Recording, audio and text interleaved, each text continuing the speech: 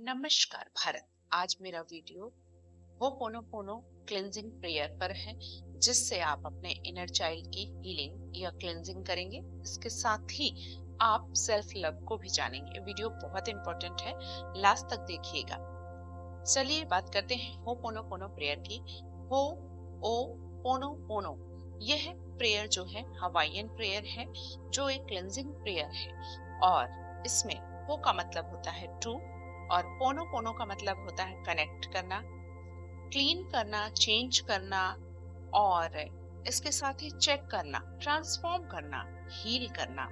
यानी कि जब हम दोनों को जोड़ते हैं तो इसका मतलब हुआ to connect, to check, to change, to transform, to heal. यानी जब हम दोनों सेंटेंसेस को मिलाते हैं टू और हो को, हो का मतलब टू है, टू हील, टू ट्रांसफॉर्म, तो इसका मतलब कि हम किसको कनेक्ट करना चाहते हैं, किसको चेंज करना चाहते हैं, क्या ट्रांसफॉर्म करना चाहते हैं, क्या हील करना चाहते हैं। और आप अपनी जिंदगी में जानते हैं कि उसी एनर्जी के साथ रहते हैं जो आपके अंदर होती है। यानी हमारे जीवन का 95 से 97% तक जो कंट्रोल होता है वह हमारे जीवन में हमारे अवचेतन या हमारे सबकॉन्शियस माइंड से कंट्रोल होता है। समस्याएं हमारे जीवन में तब शुरू होती हैं जब हम कुछ चाहते हैं, कोई हमारी मनोवांछित इच्छा है वो पूरी नहीं हो रही है, हमारे कामों में बहुत डिले हो रहा है और तरह तरह के चैलेंजेस से हम गुजर रहे हैं, तो हम समझ ही नहीं पाते क्या करें।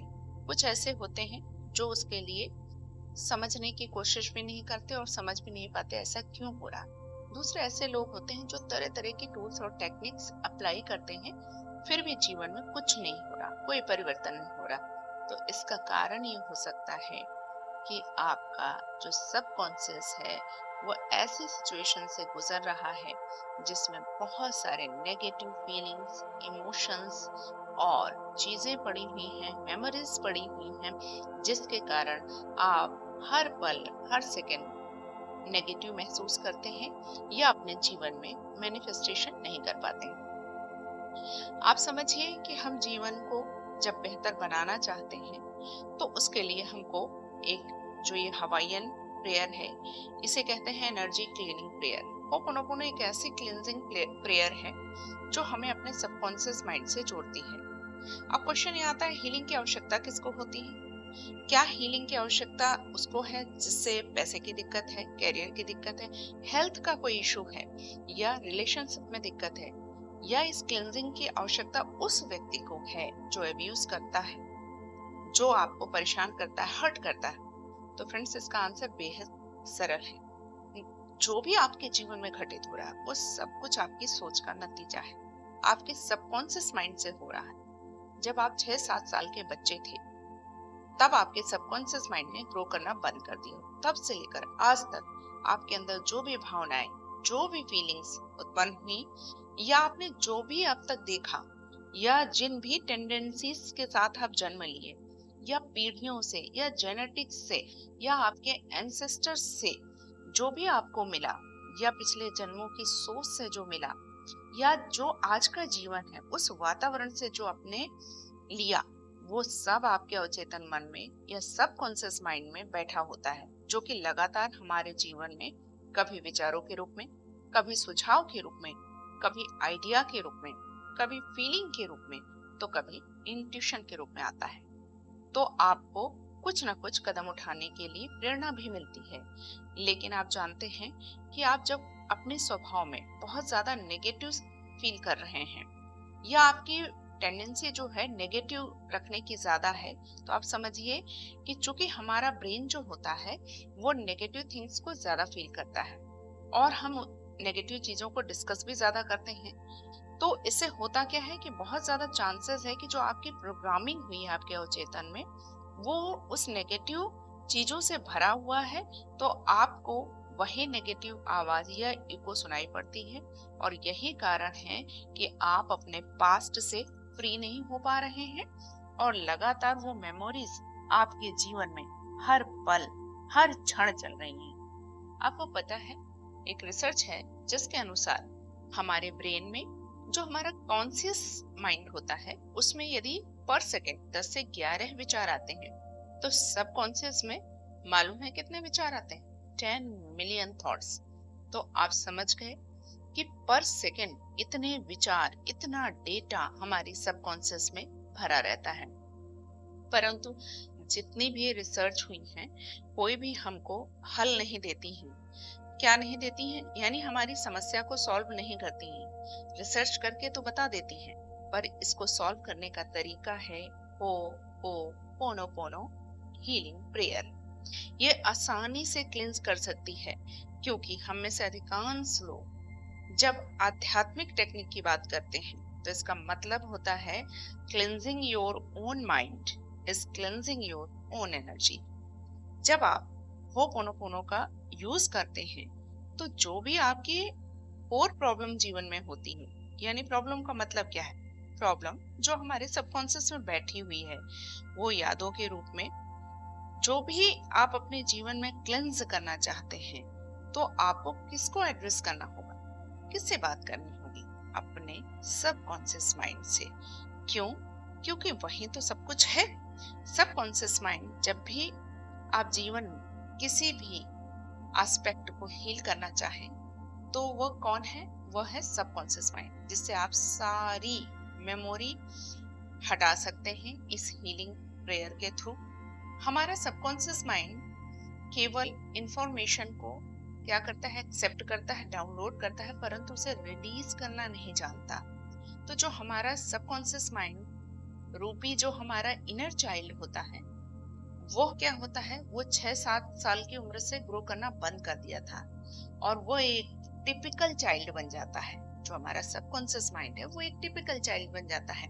जबकि चाइल्ड का नेचर क्या होता है? चाइल्ड का नेचर है क्या है? अटेंशन, प्रेम, लव, हेल्प।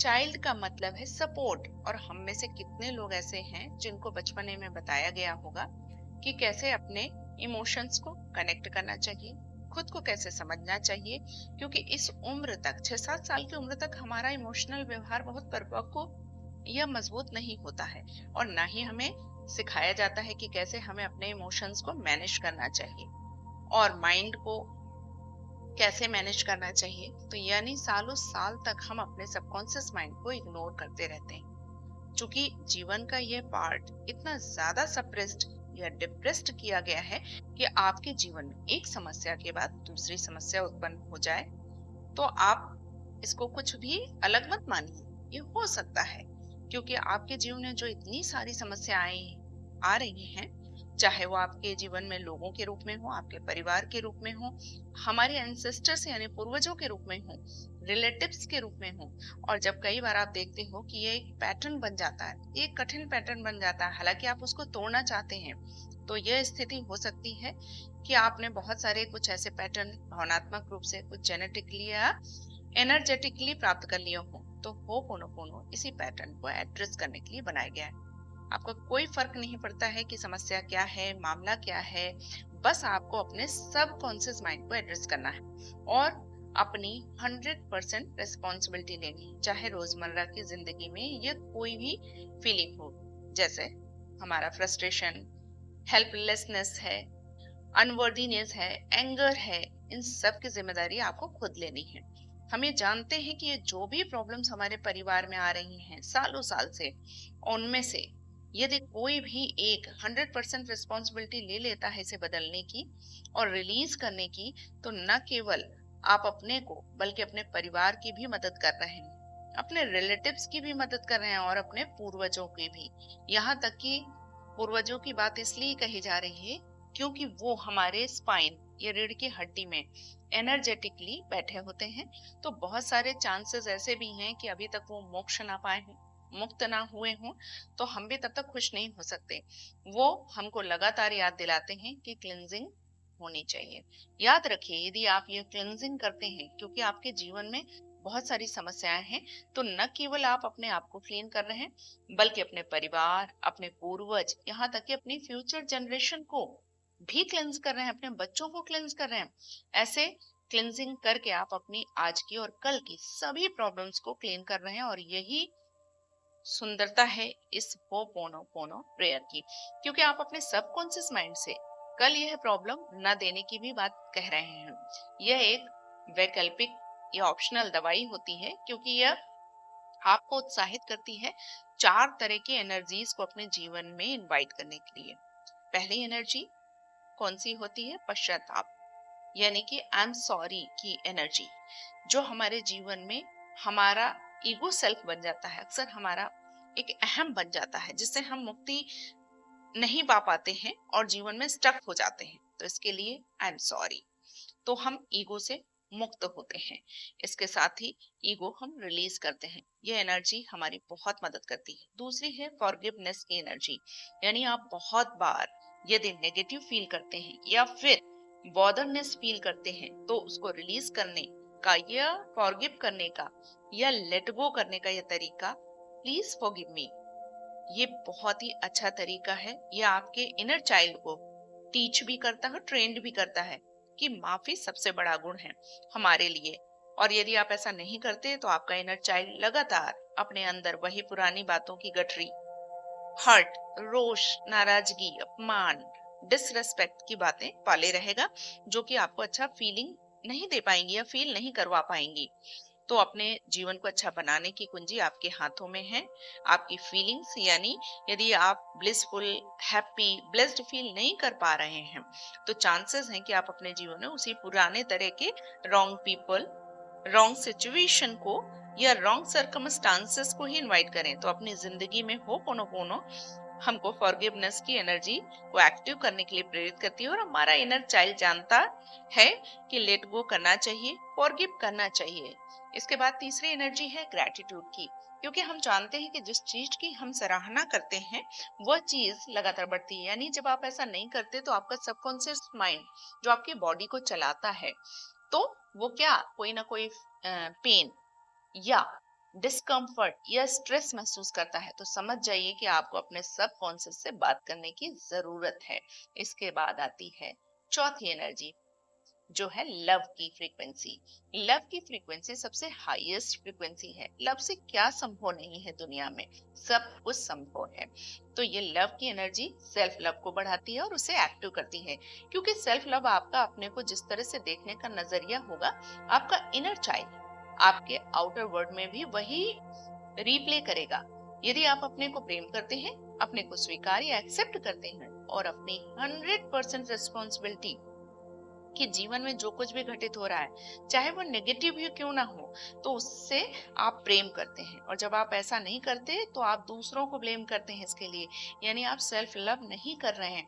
क्योंकि जब आप सोचते हैं कि आप जो भी सोच रहे हैं उस फीलिंग के लिए कोई दूसरा जिम्मेदार है, तो आप अपने को प्रेम नहीं कर रहे हैं, आप अपनी फीलिंग्स के लिए दूसरों को रिस्पॉन्सिबल मान रहे हैं, उन्हें ब्लेमिंग कर रहे हैं। तो यदि मैं खुश नहीं हूं तो दूसरों को जिम्मेदार मत मानिए, ये गलत है, सेल्फ लव नहीं है ये।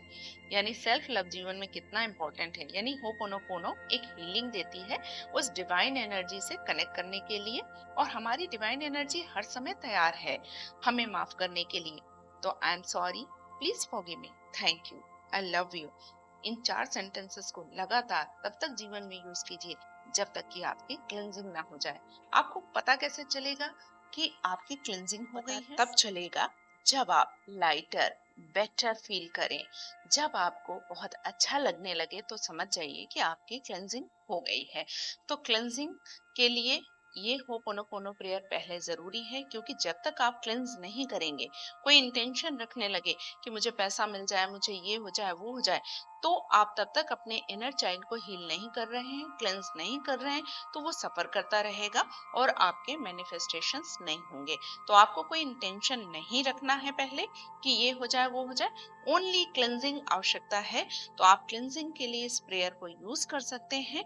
जैसे आप जानिए कि घर की सफाई करने चले आप, तो घर की सफाई और आपको सोफा भी डालना है, तो दो नया सोफा डालना है, तो दो चीजें एक साथ नहीं, पहले सफाई करेंगे ना, तो सफाई का काम अलग है, सोफा चाहिए, उसका इंटेंशन अलग है।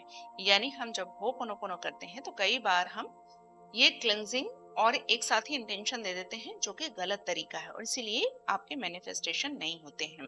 तो और कई बार ऐसा होता है कि जब हम होपोनोपोनो प्रेयर करते हैं तो ऐसा लगता है कुछ और ज्यादा गलत होने लगा, जबकि ये उसी तरह है जैसे किसी बर्तन में जब हम बहुत सारी गंदगी जम जाती है ना तली तक है, तो जब हम उसकी सफाई करते हैं तो तली की गंदगी फूल फूल कर ऊपर आती है और वो लगातार जब क्लिंज हो जाता है तब जाकर के बर्तन साफ होता है। ठीक इसी तरीके से होपोनोपोनो प्रेयर भी जो है ये उसी गंदगी को साफ करने का तरीका है।